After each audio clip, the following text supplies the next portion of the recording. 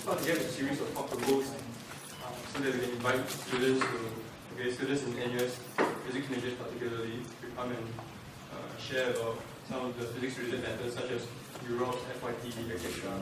Okay, so we hope to encourage this kind of spirit of sharing some physics stuff, right? And, so after the speaker speaks finish, you'll have a Q&A session that may last a good half an hour, so feel free to interact with the speaker. Okay, thanks a lot. Yeah, so especially if you have any questions in the middle of the talk, feel free to just raise your hand and interrupt me as well. Okay, so hi everyone, good evening and welcome to the first session of Spark Together. So I'm honored to have been invited by the Physics Society to open this series of talks. So firstly, let's begin with some quick self-introductions. So my name is Kho Zhe Wei, and I had just graduated several months ago. So currently now I'm working as a research assistant at the Center for Quantum Technologies, which is just located at S1510. So if you ever want to chat with me or whatever, you can send me an email or just knock on my office door at level 6. You can just search in the Outlook. Yeah. So let's begin this talk proper. So this is going to be quite an informal talk in the sense that I'm not giving you all a lecture, and so I will not be going very in-depth or writing very rigorous justification of whatever I'm going to say. So in fact, I must admit that for some of the things that I'm going to touch upon today, right, I'm not expert in them either.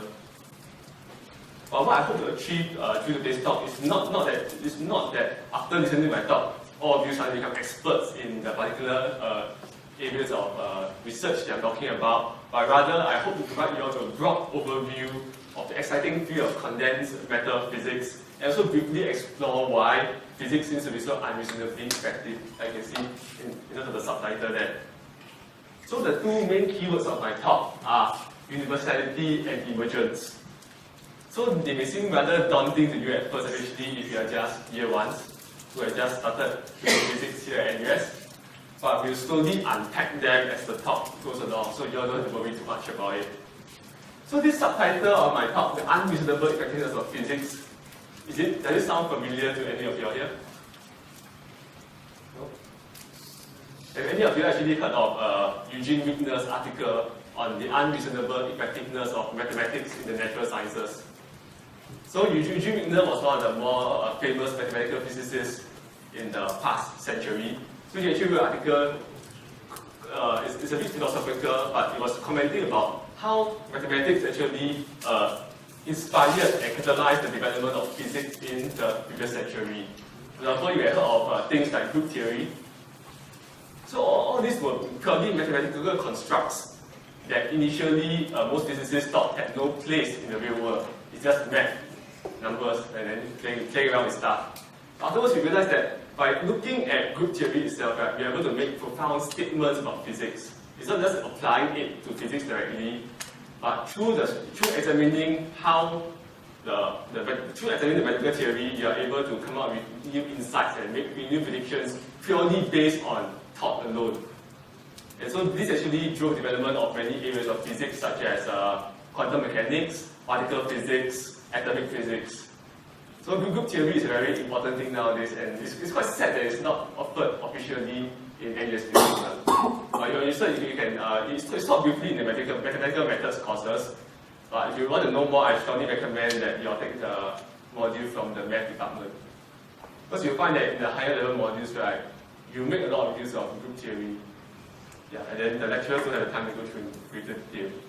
So just as how mathematics was so successful in revolutionizing physics in the past century, right?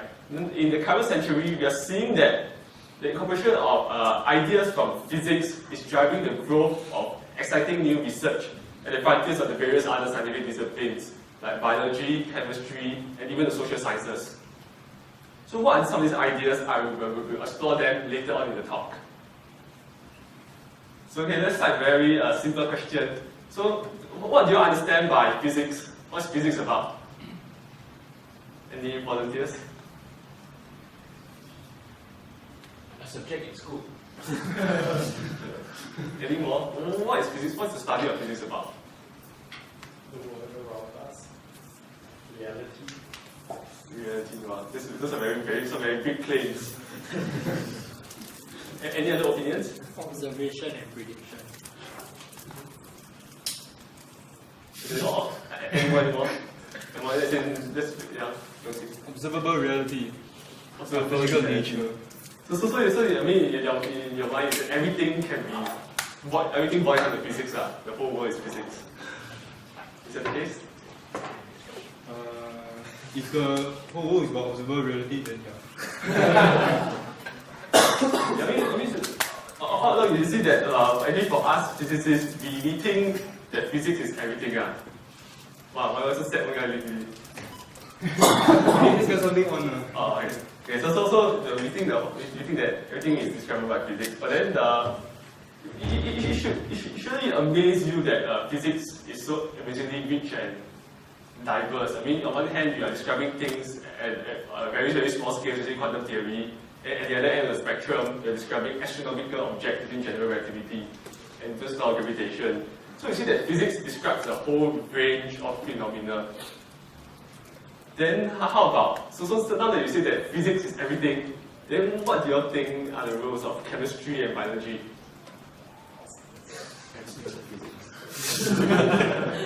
There are no politically incorrect answers. Applied physics. In what sense do you consider applied physics?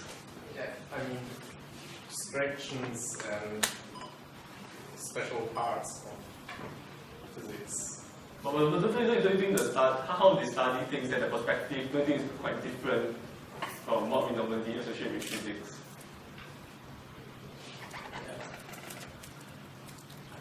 Correcting steps.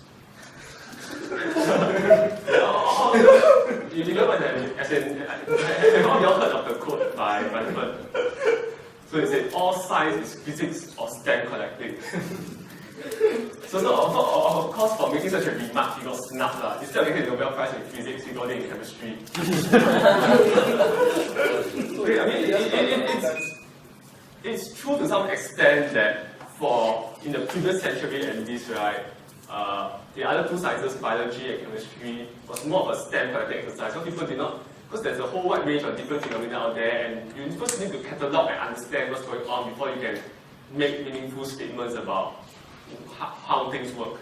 For physics, we have some sort of advantage, I'll say, because most of the everyday phenomena we have been studying them back from the, I believe, Aristotle's time. People have already been looking at studying these phenomena. People already seen their existence and they're able to classify and formulate theories. Whereas for biology and chemistry, the ability to probe these systems, right, was only developed in the previous century. So there's a need to collect stamps first before you can say stuff about them. So in some sense, we think that if quantum theory had developed at the same time as classical mechanics, right, I would think that it would be a separate branch of science altogether, because we wouldn't recognize a connection within them immediately. It's such the case for chemistry and biology, why they took such divergent paths, but now everything is converging back again, because now that you've collected enough stamps, it's a time to systematically sit down and start analyzing these systems. So now, one thing I want to touch upon is that what I feel is that chemistry and biology represent what we call effective theories.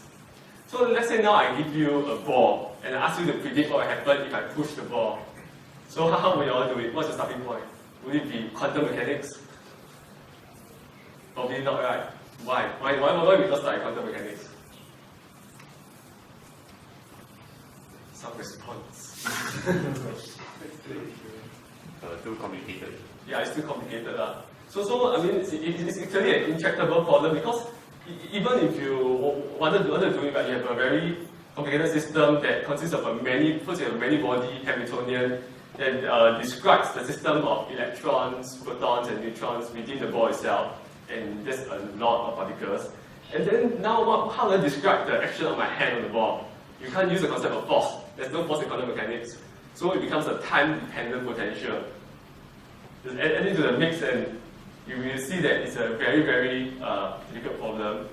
So then the question is, if you can't solve this set of complicated equations analytically, why not do it numerically?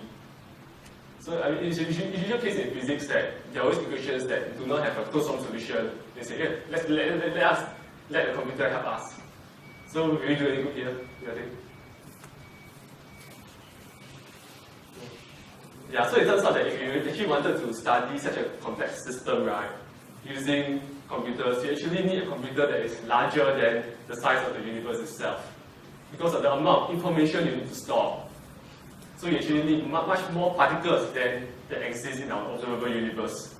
So let's say we ignore that, and then you manage to somehow have a computer that's that big and powerful, and you manage to get some numbers on the machine. So okay, so you manage to make a prediction of how the ball will behave in terms of brute force. But can you really say that you understand the behavior of the system? The fact is that you don't. Yeah, let's change something slightly and ask you, so can you tell me why this does that or whatever? You can't say anything, you just say, oh, because the numbers tell me so. And it's just something that the machine now is like, the computer is like a black box, you just put stuff in there, and you get some random behavior. You don't understand what's going on. It's just a list of numbers. You can make predictions, but you don't understand fundamentally how the number is, how the system is behaving. But rather, if you go back to good old standard quantum mechanics, right, you actually have an intuitive understanding of how the ball behaves. Or you exert a force on it, so you experience acceleration and whatnot. So in this case, you see that while the quantum mechanics is not fundamental, you know that the fundamental theory must be quantum mechanics.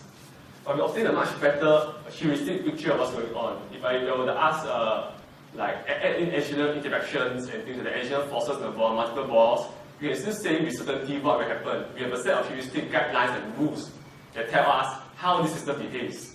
Whereas if we just use brute force to generate a number for a certain situation, if I were just to add more balls and things like that, we can't make statements about those.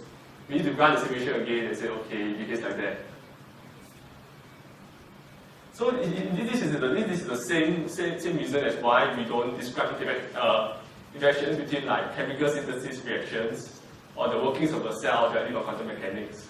So in this sense, we can see that physics, through the description of physics, encompasses many scales. So the concept of effective theory is actually something that's inbuilt within physics itself. And you can see chemistry and biology as extensions. Yeah, effective theories that you describe respectively the domain that they are situated in. And these domains are quite different, such that within fundamental physics laws itself, right, it's hard for us to get a feel what's going on. But I will say something more about this later. So, yeah, kindly changing the slides. So I'd like to, this is one of my favorite quotes that actually appeared in my honors thesis. So, more is different by this famous condensation theorist called Philip Anderson. So he said that the behavior of large and complex aggregations of elementary particles is not to be understood in terms of a simple extrapolation of properties of few particles. Rather, at each level of complexity, we have entirely new properties which appear, and we require research that, further video in order to understand how these new properties emerge. So this is the emergence part of what we talk about. And also here I also have another quote by Stephen Hawking. So Stephen Hawking was actually asked at the start of the millennium, right, by some people who were wondering about where the future directions in science were. So they said, so the previous century was the century of physics. We saw the development of like special relativity, general relativity, and quantum mechanics. So is the next century the century of biology? And Stephen Hawking said, no, it's the century of complexity. So you see that in the past, right, reductionist principles actually work very well for us. So it's a standard way by which physicists tackle problems. So we have a complex looking system, and then you try to take it down and say what are the fundamental interactions between particles, and you try to reduce it to something that you can understand. So doing this, we discovered many laws such as quantum mechanics and things like that. But now is the time that, now that we finally understood what are the basic, more or less understood what are the basic building blocks of nature, now's the time for us to actually move in the reverse direction. We want to understand how these basic laws actually come together to build the world that we live in, which is very different from the microscopic world and the microscopic laws that we know. So one of the most exciting areas in science today, I think it's a very interesting research area, is that of mesoscopic systems. So what mesoscopic really means, right? So it's somewhere in between microscopic and macroscopic. But what it really means is quite hard to pinpoint. Because it has to do with the scale at which you are examining the object. For example, if you have a ball, right, and then it no longer has any features which are inherently quantum, then therefore you can say that it's macroscopic. But if you look at the ball from a different perspective, in terms of like examining the macroscopic constituents, then it's macroscopic. Let's see. How should I explain this? Yeah, so for example, like, okay, when you examine the dynamics of planets, so there's a difference between which scale you examine. If you examine the behavior of a certain planet itself, then it deals with a different set of laws, versus how you look at it as a collection of different planets that can be treated as particles. Okay, that's a side note here, since it was in the news recently that actually a lot of recently there's a lot of focus on finding Earth-like exoplanets. So they actually, I think recently they actually managed to find one that is less about 4 light years away from us. And you can see that they actually managed to simulate a lot of the conditions that are expected on the planet, even though there are no direct observations are being made. I think that's what exciting about. Yeah. Back to this is the main topic of today. So hopefully I still have your attention. Okay, so now I will refer to something slightly more. Okay, so the slide. So this is some examples of what I mean by more is different. So on the top row you have classic examples from condensed matter physics. So these are some of the things I actually do in terms of for my research. You have superconductivity, quantum magnetism, and Bose-Einstein condensation. So all of these are emergent behaviors that can only occur when you have many particles. And at the bottom row here, these are examples of many body phenomena in biology. So you have flocking, growth of cells. So for example, this is the slime mold, if you have heard before. So slime molds got quite famous in recent years because of their supposed ability to find the most efficient route between different like cities and networks. So they actually did an experiment in which he was able to replicate the Tokyo railway system. Yeah, and cognition. So we know that neurons behave quite simply. You have one single neuron, all it does, if you ignore the minute details, all it does is receive and send out electrical signals. But when you assemble a whole lot of them together, right, you get cognition and consciousness. This is something that you still do not really understand. Okay, now let's move on to something concrete. So since at first Yongqi wanted me to talk about my research topic, but I felt that if I were to spend the entire half an hour talking about it, you will probably get quite bored. But I mean, it's probably still good to talk a bit about the things I'm going to that I've been doing for my FIP as well as what I'm doing now at CQT. So this is also somewhat connected to some of the things I'm going to talk about later.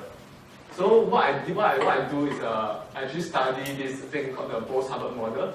It's actually a very simple model. So imagine now you have a lot of lattice sites or potential wells. So you imagine like some sort of egg carton, and then you have particles that can only occupy the lattice sites. So they cannot be anywhere in between. But these are quantum particles. So that means that one particle doesn't have to be at one site. It can be delocalized across several different sites. And then there are two main behaviors that these particles can do. One is intersite hopping. So one particle can hop to a neighboring site. And on-site interactions. That means that if I have more than one particle in one site, they tend to repel each other. Okay. So what's so interesting about this system? So let's first look at what are the limits. Let's say that let's say the intersite hopping is almost negligible. It's negligible, it's vanishing. So now we only have the on-site repulsion. So naturally, the particles will tend to spread, try to like stay away from each other. So you have like one particle each side, so that there is no, so to minimize the energy from repulsion. So this gives rise to what is called a mod-insulator state. So yes, commensurate, which is another word for integer filling, and it's incompressible. So why the term mod-insulator? Because you see that the particles cannot move freely. If I add a new particle as well, there's an energy gap. So this is similar to the idea of band gap, energy band gap. So this is the insulating state that sort of cannot conduct electricity. Now let's look at the other extreme. So if now I say that the repulsion potential, right, goes to 0, and the particles will just keep spreading. There's nothing to repel each other. So they will maximally delocalize throughout the entire lattice. So each particle spreads out across the entire lattice. So the whole thing exists as a macroscopic coherent state. So okay, they're big words, but don't worry too much about it. So what it means is that it's a collective behavior. Because you can treat it as like all of them going into a single state. So in this case, that because there's no repulsion and things like that, it's able to move freely without any frictional or viscous any resistive forces. So this is why we call such a state a superfluid. And the natural thing to ask is, what happens in between? Any ideas? If at one end, if I have only intersite hopping, I get a superfluid. If I only have on-site interaction, I get a more insulator. So what happens if I have something in between? I have both behaviors, and then none of them are much stronger than the other. Complex things. Cancel out. So what happens? What do you do? On-site hopping need holes, and then because of hopping needs like gaps, and then on-site interaction need to have excess, and then in between then there's excess and then gaps, which means the result will just form a nice lattice like so. Nice lattice as well. In between collective. So it's like collective as a whole versus individuals. Then instead of like having a crowd and individual, you have groups. So they form another like mid-tier sort of interactions. This seems quite strange. Don't you think that by forming that you are sort of like breaking the symmetry of the system? If you have little groups forming, then what's stopping the group from growing in size? Like actually, the answer is that there is no intermediate behavior. What is okay? I will show you a phase diagram, so don't be too afraid. So this is what we call a phase diagram. So the concept of a phase diagram is similar to what you're seeing in thermodynamics. So I'm plotting something against some other variables. So don't worry too much about mu here. Mu just controls it's a chemical potential. All it does is it controls the number of particles I can have in the system. And J is actually the hopping J over U represents the ratio of the hopping strength to the interaction, the repulsive strength. So you can see here there are certain flat too. So this is actually the particle density per site. What you see is there's something very, very curious. Is that for a certain range of parameters, right, even if I have both present, the system always stays in a more insulating state until it reaches beyond a certain point. Then suddenly it becomes superfluid. So it's either or. There is no intermediate in between. Yeah, let's take a while to digest that. So where have you all seen this kind of thing before? There's neither, there's something in between. This is still familiar, right? In terms of your liquid gas and liquid gas solid phase transition, you don't have an intermediate state in between.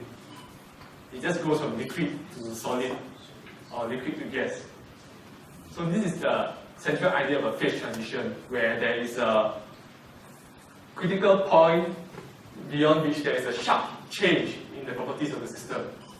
It's some sort of like what you call the order parameter, or the density of the object. It's just a certain spike from very low value to another value. So you realize that so far I haven't actually told you all what the details of this system. So what is this potential? What is this potential, right? This 8-carton potential actually what is it created by, and what these particles are, except that they're quantum. So do you think that these details are important? So this is a very fancy system, but what does it actually represent? Or is it just a toy system that's starting just for fun? Electrons, lattice. Yeah, electrons and lattice. But actually, the system I'm studying for is slightly different. So I'm actually studying the action of atoms in optical lattices. So optical lattice, basically I use light to create, to trap the atoms. And then I can use lasers to manipulate them and make them interact. And what our friend there said earlier, they can also represent the electrons in crystal lattices, where the potential is generated by the atomic lattice, all the ions, and then the electrons going around. So you see here that a single model, the Harvard model, actually represents both systems. So what this means is that we can use one system to study the other. The microscopic details are not important. And so this is actually a quite exciting research topic on quantum simulators. So as you know, earlier I mentioned something about quantum many-body systems being very hard to tackle. I mean, in general, many-body systems are really hard, but quantum many-body systems are harder. So Feynman had this brilliant idea. He said, of course you can't use a classical computer to simulate a quantum system. You have to use a quantum machine. But what exactly is this quantum machine? Is it a normal quantum computer? I mean, our quantum computers to date are not anywhere near functional status. They can factorize things like 15 equals to 5 times 3, but that's about the most that you can do. So the idea is that we use one quantum system to mimic another. Since, for example, like you're studying materials, right? If you're studying materials, we can't actually do stuff to the crystal lattices or the electrons very easily. When you want to make a material, that's it. You have defects, and then you ask, can I change the potential here? What happens if I adjust the hopping strength and stuff like that? You can't. But with optical lattices, we can. And then from there, you can infer the behavior. You can study in greater detail in order to obtain a greater understanding of this system. So this actually is sort of related to what is known as universality, which means that if you look at systems on a certain scale, right, the microscopic details, in this case, we represent the atoms, and then atoms themselves are made of electrons and stuff. But at the level under which I'm looking at it, I can ignore those details altogether. Those details are sort of coarse-grained or lost. And this is functionally identical to that of electrons in this system. So for the rest of this talk, I'll actually be talking about several important paradigms in physics that exhibit emergence in the more classical sense. Because this part is just mainly just to sell my research. Yeah. And about the various types of phenomena you can get insights to via the appropriate application of such models to investigate that. Okay, one further note I almost forgot. So what I actually did for my FYP is that instead of just looking at this simple system, right, what I'm telling you is that now what I introduced was that, hey, now let's say I have two species instead, two different kinds of particles. And I also let the two particles convert between each other. So you see, by just making small modifications to the microscopic structure of the system, right, I actually changed the behavior quite fair bit. So if you're interested, you can always search online for my thesis. It's also on the physics department website. Yeah, so this is just to stress that by changing something on the microscopic level, you can see that it seems almost trivial for me to include this extra interaction in the system. I can understand it, okay, that's just three kinds of behavior, very simple. Not much different from the previous one. But at the end of the day, the collective phase transition behavior is very different. Right. So universality. So like what I mentioned just now, what I showed is that different phenomena in very different contexts and across various scales can be described using similar effective frameworks. So what you see in this picture here, right? So I actually took it from an article from Quantum magazine. So you can see here, this is I believe these are like atoms in the binary alloy. This is from a chemical reaction, and this is a zebra. And you can see that there's some visible similarities in whatever is being described here. So the idea is that the thing that actually defines all of these are the idea of oscillating reactions or Turing patterns. So the standard example of such a chemical reaction is the BZ reaction. I can't remember the full. It's the name of two reactions, but it creates such oscillating patterns. yeah, which was quite controversial when it was first proposed and discovered. And such similar ideas, right, were actually thought to be able to explain the formation of patterns of animals as well during the development. Yeah, we used Turing patterns, Turing, Alan Turing. So in this case, what I'm talking about is this could be slightly more. I say it's one step ahead of what I talked about just now. So the thing is that what I thought was just basic phase transitions, and you see, okay, insulating state, superfluid state. But now, what about systems? Let's say in biological systems, we often see collective behavior that seems to have a purpose. So there's this famous biologist, Ernst Mayr, who actually talked about the difference between biology and physics. He said, you can't explain biology with physics because biology has purpose, physics doesn't have. It's just a collection of inanimate particles with no ultimate aim or goal. The thing is that, do biological agents necessarily have to have a certain collective purpose as well? Well, the question is that, the answer is that now we know it's not the case. So, I mean, most of you have probably heard of this idea of swarm intelligence. So you put a bunch of ants together, you put a bunch, and then you let them follow certain rules, and then you see a complex organization that begins to appear. So, for example, like ants are very well known for being able to, ant colonies, they are able to regulate the rate at which they enter and leave the nest, and they're able to find the most efficient route to the food sources. So how do they do that? Is there someone controlling, is there a central ant controlling and telling them you should go this way? No, they just follow very simple rules. So how do you determine if the ant goes in and out of the nest, right? They actually do it in terms of how many ants it meets. So if there are many ants that are, like, if the number of ants returning to the nest, right, is beyond a certain threshold, and then the ant says, okay, I shall not go out. And this basically manages to regulate the number of ants that are actually actively in and out of the nest at a relatively constant rate. And how they define the shortest path to the food. So people are using this in terms of like computer algorithms that are inspired by this kind of swarm intelligence. So what the ants actually do is that they deposit pheromones, some sort of like chemical compounds along the path that they travel.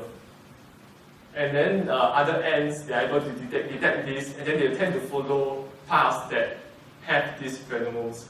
And then the idea is that over time, right, the certain paths will get strengthened when more ants traverse through them. And you see that the longer and not so efficient paths, they will die out because the pheromone will evaporate over time and diffuse. So you can see that through such simple rules, right, they don't require any collective organization by the part of any central organizing authority. I mean, the queen of the ant nest, all it does is make more ants. It doesn't give commands to the ants. Yeah, you see that it looks as though that there's some intelligent activities going on. There's some sort of collective mind that occurs. And we see that this is something that continues to drive many of the ideas that we have regarding things like emergence of like consciousness and things like that. We don't need some sort of magical entity that controls everything. When you have a large enough collection of things that behave under simple rules, you get self-organized behavior that can emerge if you have the right set of rules. Okay, now, so this is one of the standard models in physics, the Ising model. So, how many of you have heard of the Ising model? Okay, so the Ising model actually is a very simple model. It was first developed in order to explain magnetism. So let's take over here. Imagine that this ball here, right? This is on this 2D side, right? This ball represents a spin. It's either spin up or spin down. And for the nearest neighbor spins, right, there is an interaction. So this interaction term is negative, which means that it's favored if the spins have the same sign, but it's not favored, so it's positive if the spins have the opposite side. So you can see that this bears some similarities to the post-Hubbard model I talked about earlier. There are two sorts of interactions. So you can see that there are two regimes again. If I'm at zero temperature, then of course all the spins will go to the minimum energy configuration state, which is that they're all aligned in one direction. And then once you heat it up, right, it's not the case that once you heat it up above absolute zero, immediately everything gets disordered. Rather, there is a certain temperature above which the magnetism sharply drops away from unity. So, let me just sketch it briefly since there is a whiteboard. I can show you some of the. These are actually some of the simulations that I.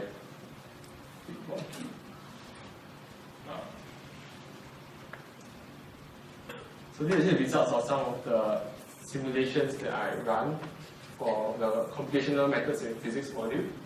So you can see at different temperatures.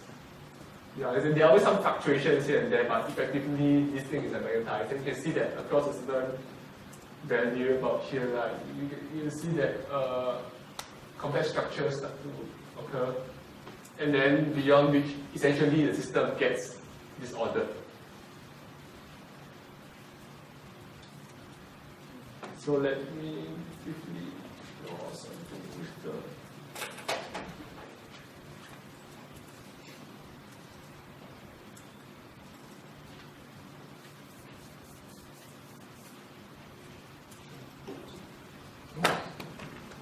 What is really there?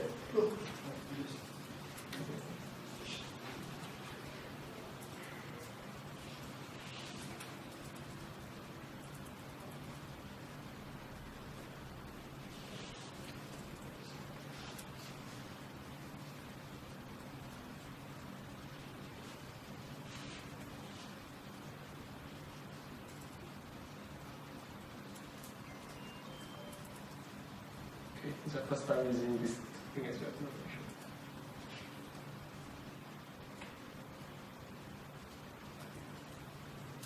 Yeah. So this is a typical graph of the average magnetization of the system versus the temperature. So you can see that beyond a certain critical temperature, right?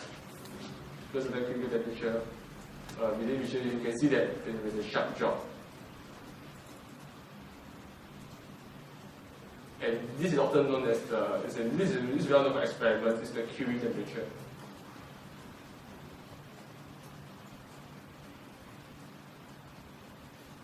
Okay. Yes, am I following? Any questions so far? Maybe just keep it in the right time. Just to recap, so the system essentially is just like a bunch of think of it as spin up and spin down that are interacting on the lattice. And then they tend to align each other because of magnetic interactions. And you can see that if I just introduce such a very simple system, I can see such an interesting phase transition. And this is described with many paramagnetic materials very well. So the easy model you can see here is of course not just limited. There's nothing that in what I said that limits its application to magnetic systems. It's just something that can have two values and certain interaction strength. Okay, so there are people introduce models in which you can have three different values as well. We will not talk about that. So it just shows how easy these simple models can be extended. Okay, let's clear the screen.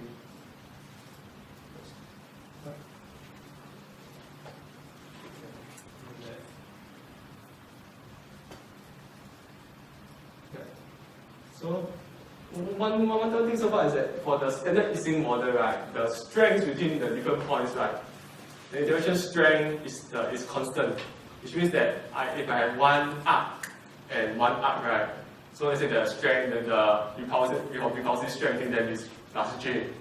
Then it's plus J no matter which sides they're on. Now the natural thing is say, what if I make it side dependent? So that now, right, it depends. So I could have different sides. So I could have for instance, using the whiteboard was easier than display because I have no idea how to. Oh.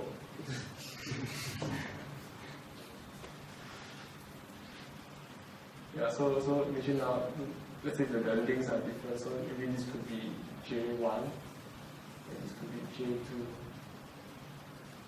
J3, and so on. So as you might imagine, if I change the different J's, right, that means that my so-called ground state of the system will be different. The equilibrium state of the system. It will no longer be, there will no longer be a tendency for them to like all align in a certain direction. Because now they're competing directions, directions in the different sides. You could have some positive, some negative, which means that they could favor anti-alignments. So this is a classic example of an anti-paramagnet. So you may ask, what good is such a system? What it means is that someone realized that you can actually construct any pattern that you want. So let's say I want the ground state to be a certain configuration. So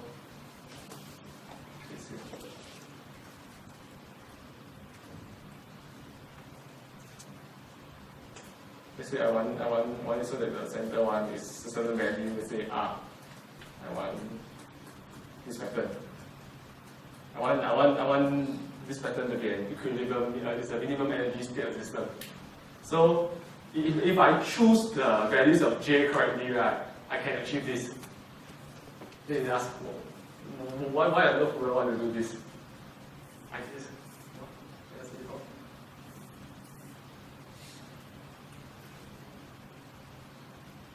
yeah, so what kind of system do I have that has so this kind of pairwise interactions? So someone realized that this is similar to the behavior of neurons. Okay, so okay, let's going to use circles with neurons again because yeah. So what neurons do, right, is that they actually send electrical pulses, and then these electrical pulses turn when the neuron receives electrical pulses above a certain threshold, right, it turns on. So it turns on.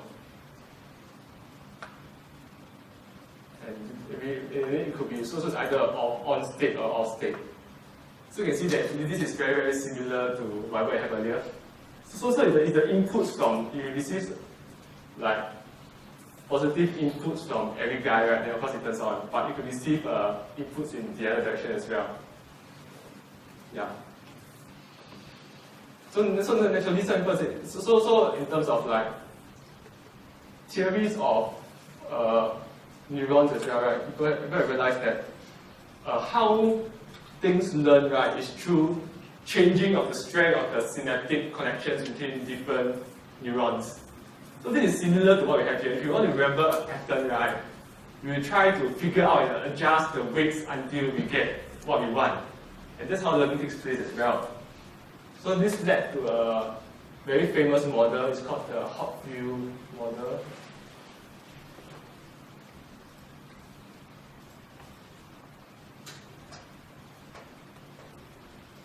So it's a video here.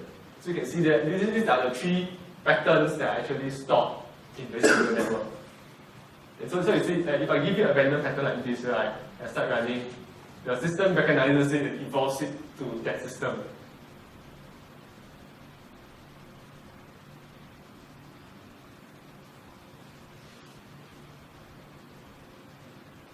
You see?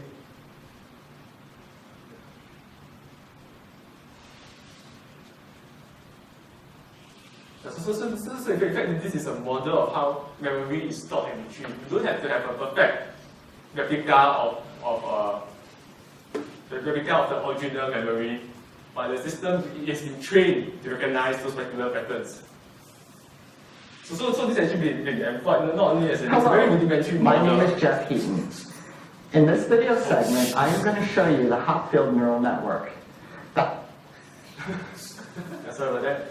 Yeah, so it's a very rudimentary model, but it's the basis for development of, as you know, neural networks in terms of like artificial intelligence. And it has also led to like development of better theories about how our brain actually works in terms of like memory storage. So there are further extensions that are done by what's his name again? Cooper, Leon Cooper. So he won the Nobel Prize in Physics for his theory of superconductivity. So it's not surprising that someone who worked on many body systems, right? Now he's coming into like biology. He's doing neuroscience now, and then he came up with a better, improved model of learning based on these ideas as well. So now the Ising model also has a lot of other interesting applications, but probably in the interest of time, I won't cover them here. But I can just briefly mention, for example, protein folding or even social networks.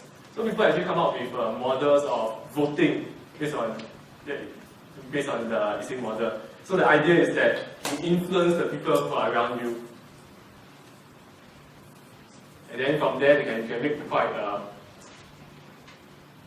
you can make some approximate predictions that may or may not be accurate depending on the type of system you're studying. I mean, what's most important is to know when your approximations are valid. Okay, so now, let's move on to a slightly related but different topic: diffusion limited aggregation. Okay, so what does this thing mean? Okay, I should show you a picture here already, but you see that all of these guys look similar. Okay, what you have here is snowflake. This is the slime bowl. This is just some randomly generated stuff. Yeah, I'll explain how it's generated later. And what you see here is actually the simulation of the growth of stuff that is deposited on a substrate. So in material science, let's say you're growing some material based on some base, and then you're depositing material on it via like sputtering.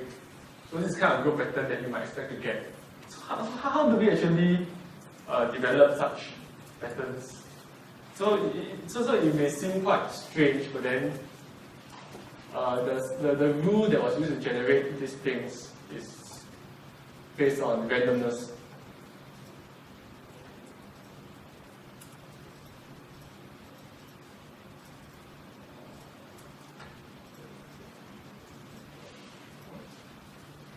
Okay, so the idea is that first you start at a seed point, and then you have another point. You have another point to start somewhere, and then it undergoes a random walk, okay, until it touches the seed point. Then it becomes stuck there.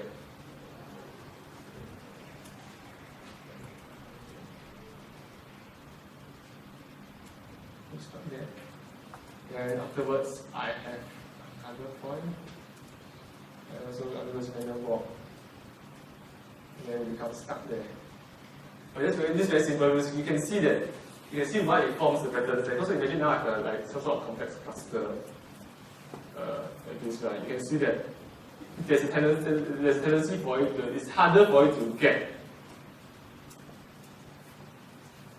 It's harder for it to actually get here without touching the other points. So this is why we have the structure that is displayed here. So you see that from this set of simple rules, we can describe a lot of things. So this is just purely computer generated. Therefore, this is expected because, of course, when you're depositing a material or something else, right, once it reaches a hard surface, it will stop there. Whereas for the slime bowl, you can see that, let's say there's diffusion of nutrients in the medium around it. Then it will tend to like extend outwards to grow towards where the higher concentration of nutrient is. So in this case, you can treat it as a sort of random walk as well, and snowflake. But you should realize that why does a snowflake have so much symmetry compared to the other three?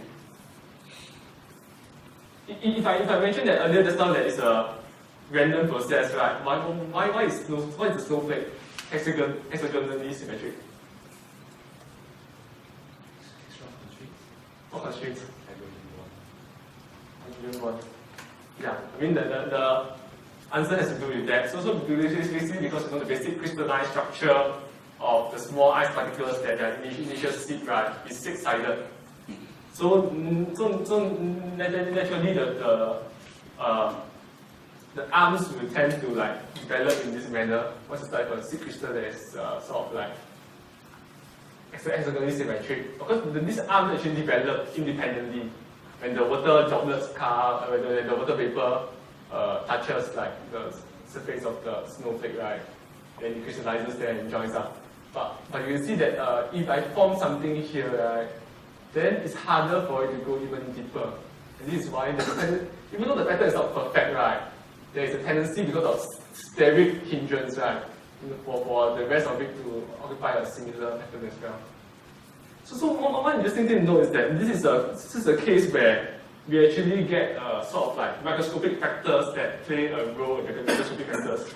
So we need to be careful about when we talk about the concept of universality. Because the overall features are quite similar, right?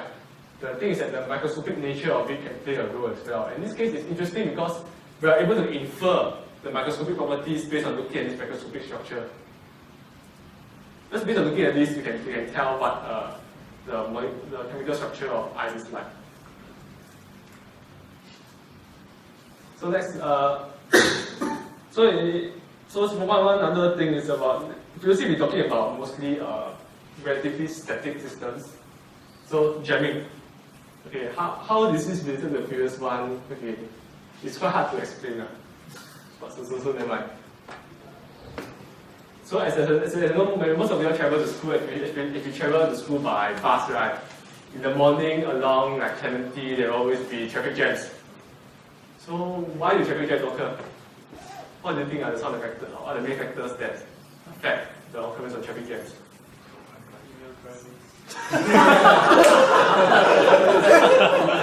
Female drivers. What is it about female drivers? Huh? What is it about female drivers?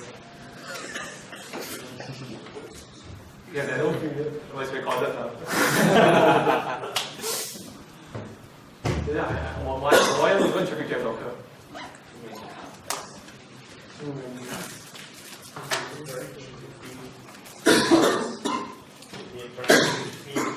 Interaction between cars. What kind of interaction? Yeah, if one person brakes, then the person behind him brakes a little bit harder, and so it continues, and in the end, someone is standing. Any other ideas? There's a common destination. Common destination. Red lights. Doesn't be the case, okay, so I mean, people have been wondering about it as well. People ask like things like that. Is it because, let's say, from like 3 lanes become 2 lanes as a bottleneck? Whether it's like traffic lights or whatever. If you get rid of all of those, right, then you realize that traffic jams can still occur. Okay, so now I said the truth. Yeah, you saw the video about it. Actually, before.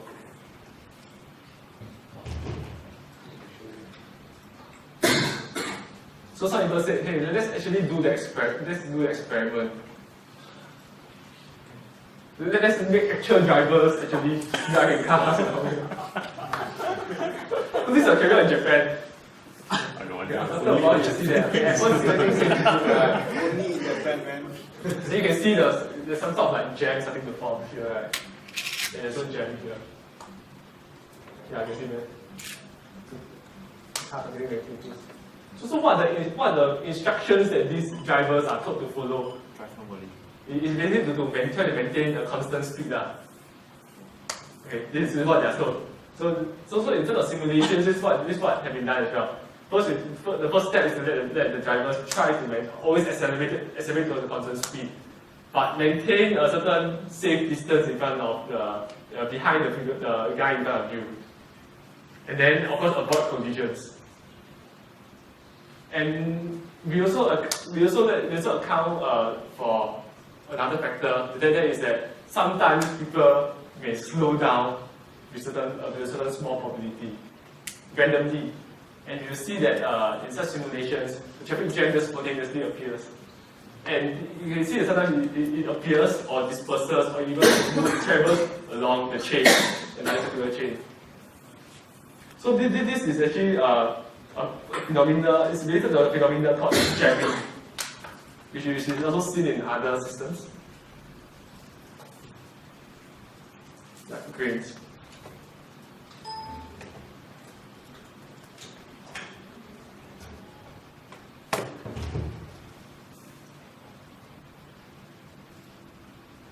You can see for certain parts you get stuck in jam, right?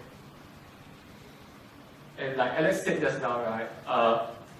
When people carry out simulations, they're able to control the conditions. So one of the main factor that they found was the density of the density of the system. So if there are too many cars on the road, beyond a certain threshold, then you get traffic jams. But there's still cars below the threshold, right? Even if you let drivers slow down by a bit randomly, as long as they follow the other rules, traffic jams will still not occur. So why is this interesting? So some people actually, this actually has to do with, some people actually studied cancer. So some people actually studied cancer and say, hey, there's jamming there as well. Okay, so let's take a look at this slow motion.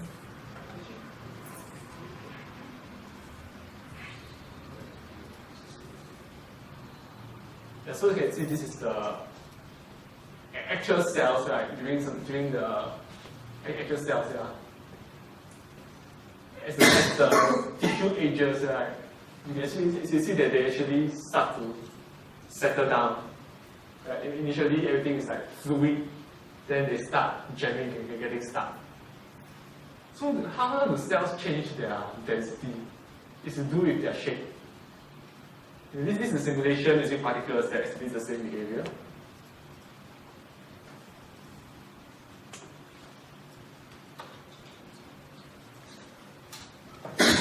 So what has cancer to do with jamming? So as you know, one of the most deadly things that cancer can do is to undergo metastasis. Which means that the cancer spreads from one part of the body to the other, spreads throughout the body. So how this mechanism actually takes place, right, is quite disputed by many people. So the idea is that for some people, if there's a solid ball of tumor, right, then how do the cells actually escape to another site to seed new tumors? So some people say that could there be like individual cells? Because sometimes in the blood of cancer patients, right, they detect individual cancer cells that are slightly of a different form. The question is, can these cells by themselves seed a new tumor? So for now, most people seem to think the answer is no. And when some people actually carried out laboratory experiments, right, they saw something very, very peculiar. They saw that they had a tumor, and then they saw collective cell motion. So suddenly you have a solid ball, solid tumor, and then suddenly you see a bunch of cells behaving like a fluid and moving out of the main tumor cell. So naturally, as in when the physicist examines a problem, right, immediately they start to wonder, could this be a jamming phase transition? Then it's using the ideas that we had earlier, right, that density plays an important factor and cell shape. So they say, so immediately the thing is that if the surface area of the cell, right, is the a certain threshold, like cell parameter over square root cell area is greater than 3.18, right, then the cell can move through. It's animation here. So people actually conducted experiments to test it out. And they found that the results agreed quite well with this particular simulation result. And so we see that how this understanding of jamming phase transitions, right, can lead us to understanding the development of cancer better. But it suggests, for instance, like maybe to prevent metastasis, you try to find ways to let the cancer cell remain in a jammed state. So how you might do that is people are still figuring out. And alternative way is to use this idea in order to make measurements on the tumor, the solid tumor itself, right, to determine when is it going to metastasize. And then you can adjust the treatment plans accordingly.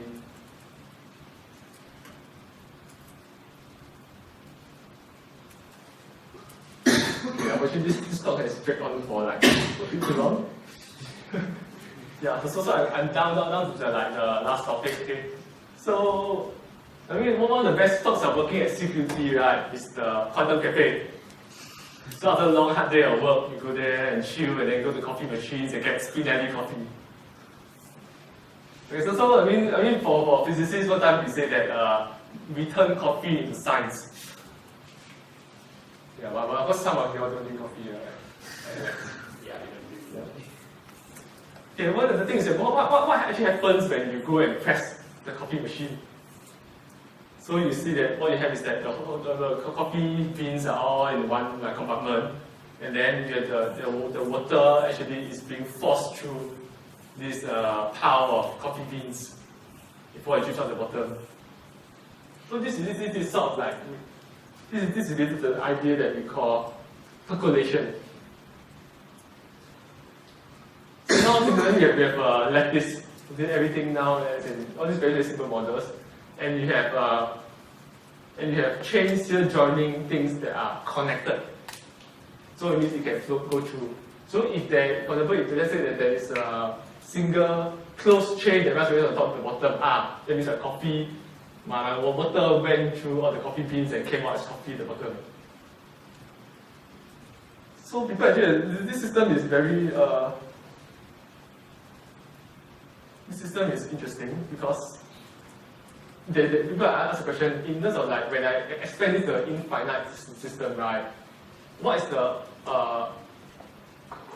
in what cases will I find that I can find there is a path that straightens all the way from the top to the bottom? So this has to do with, like, for example, like the porous media, the flowing water through porous media, such as coffee just now, or through rocks. So one important parameter that people have found that determines whether there exists a path from top to bottom, right? So it's either 1 or 0. It means either there is or there isn't. There isn't a probability of. And then the parameter that determines that is the probability that any two sides are connected. Yeah, you follow me? So for example, the 2D square lattice, right, people have found that if the probability between two sides, right, that's not connected is greater than 0.5, then you can always find a path that stretches across the boundaries. Now let's say instead of like wanting to stay awake by drinking coffee, I want to not feel anything anymore. So that's the idea of so I mean, when we want to do that? Usually when you're undergoing surgery, so you want to undergo anesthesia, so that your brain loses consciousness. But how does your brain actually lose consciousness? You can see now it's starting to look like a phase transition again, right? Between a conscious state and one state that's immediately not conscious. One other thing that inspires people to think that a phase transition might be involved is that usually there's a threshold amount of anesthesia that you administer to the patient, right? Once you go beyond that amount, then the patient will lose consciousness immediately. So what actually, what are the workings of the brain that actually lead to you doing conscious thought? So there are the different parts of the brain, right? Because of the cerebellum, the thalamus, and stuff like that. So usually there are electrical signals that they are sent between the different compartments of the brain, and this is what is responsible for you being able to respond to stimuli and things like that. So since there's this simple model here, we can think of the different like points as representing like the different neurons that are connected from like, one particular layer to the next. So for example, let's say from the cerebellum to the thalamus. Okay, so these neurons can or cannot fire according to these certain constraints and probabilities. So when you apply anesthesia, right, you can think of it as actually you are changing the probability that any two neurons can transmit signals to each other. That's why beyond a certain threshold, then you see that there will not be there will not be paths. The electrical signal generated by one part of the brain, right, will not reach the other part after passing through this layer. And so this actually is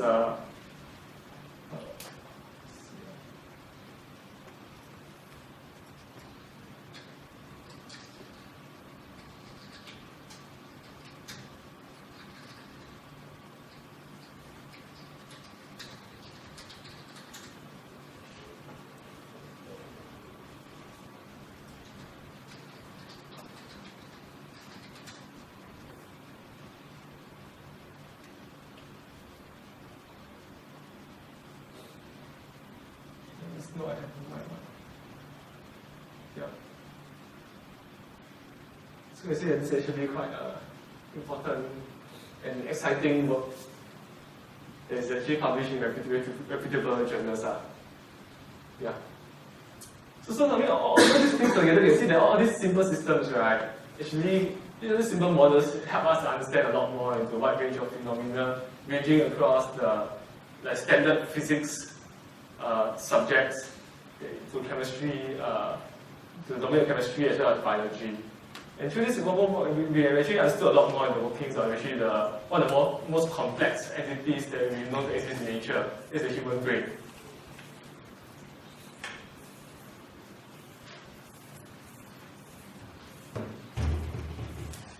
So I mean, percolation is also used to explain you get heard of forest fire networks. So the next question is asked, let's say I want to put how should I grow my trees, right? So that if I have a fire spontaneously starting, right, it doesn't reach the other end.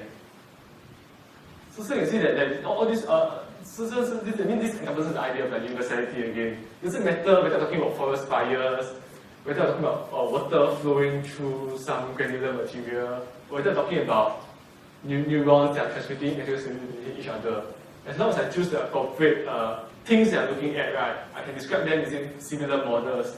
Even though, of course, you have to be quite careful about taking these results too seriously. It's a good starting point, but there are always other corrections. For example, in the case of the ice flake, right, the snowflake, you need to consider the inherent symmetry of the base molecule itself. This can have microscopic consequences.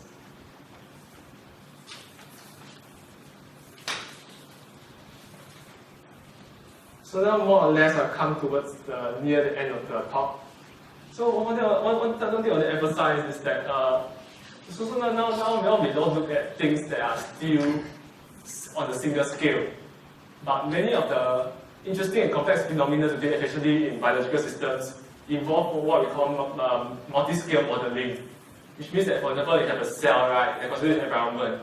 So now there's diffusion of the particles in the environment, and I have the collective behavior of the cells itself. So these things happen on different scales. I cannot ignore the background entirely. And then because a lot of times in physics, right, we do a lot of approximations that because of the different time scales of the different interactions, we can decouple them. But in the case of such multi-scale systems, you cannot do that. You need to consider everything as a whole. And this is still a very big open problem because it's too complicated to do it numerically. It takes a lot of time and stuff. You can only do that for sufficiently small systems. And because of the theory, right, that's something that is able to adequately approximate and give us reasonable answers when we consider the entire thing as a whole, to describe it accurately. So this is one of the biggest challenges in physics today.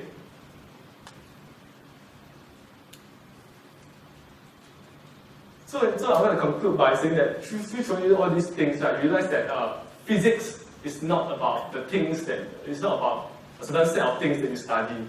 Rather, as in the recent article that Philip Ball wrote, Philip Ball is quite a famous chemist and then he's an editor for Science magazine. So he actually wrote a set of books called Nature's Patterns for Chemistry in 3 parts. So if you haven't read it, I strongly recommend. So it's basically like the contents of it's a greater exposition of all the whatever I talked about today. The universality of the different patterns, shape, flow, and branches throughout the entirety of nature, without caring whether it's from biology, chemistry, or physics. Because frankly, it doesn't matter. So what he says is that physics is not a discipline. Rather, physics is a philosophy, it's a way of looking at problems. It's about the ideas that you apply. So you see that all these ideas of percolation, diffusion, limited aggregation, and so on, jamming, phase transitions, all these were developed in the language of physics. But all these are ideas. They are not dependent on the system being studied. So these ideas are transportable throughout the different areas of science. And I think that I encourage all of you, if possible, right, to be able to take whatever we learn in physics and to go beyond the boundaries and applying them to understand nature. This is the end of my talk. Thank you very much. It's quite late in here, but We have 5 minutes for questions.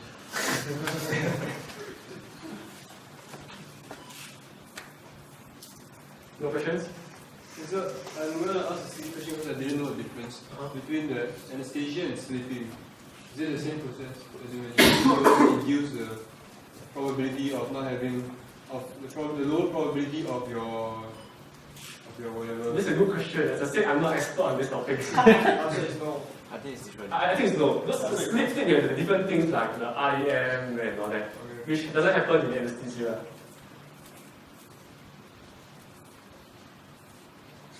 No questions?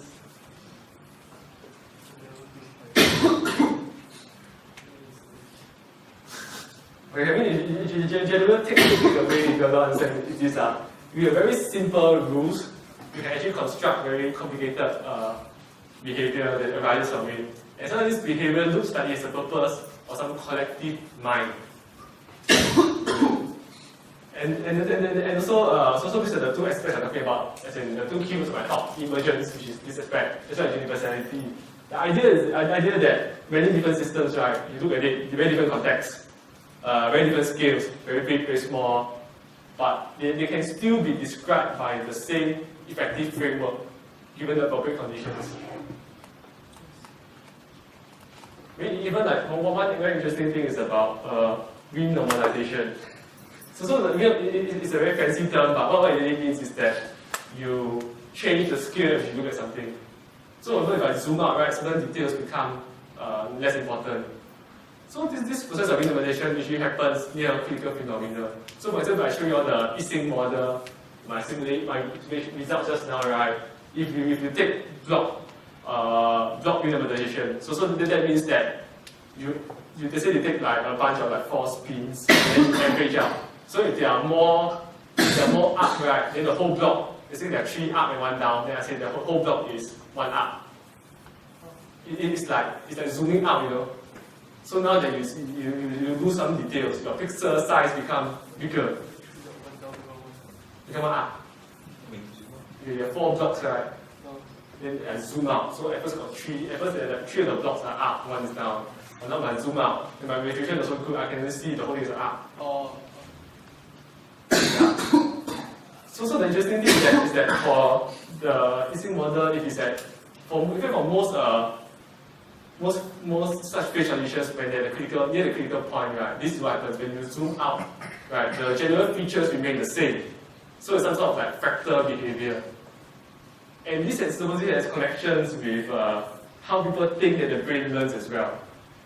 I mean, how do you recognize patterns? If you recognize like, because the usual thing about human mind is that you don't have to have, it's not a one-to-one exact thing to recognize it. Right? If I give you like a bag, you look at something that looks similar, okay, you say, you know that's a bag.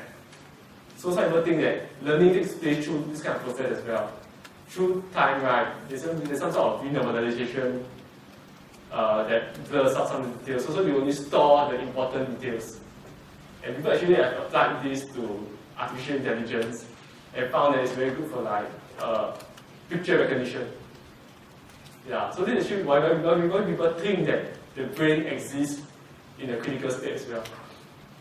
The interaction with the neurons, keep it near critical. So there's actually something called self-organized criticality if you are interested. Any more comments or questions? If not, I think we can end the thing by presenting until we are talking of appreciation for coming up. This is designed by one of our Physics Society members. You can see yeah, it's quite cool. Can you see? Right, so there's this guy, and then there's a bubble speech. But what it really also means is a microphone, and then I guess the spark that kind of leads across the audience to inspire you all. Yeah. So thank you very much.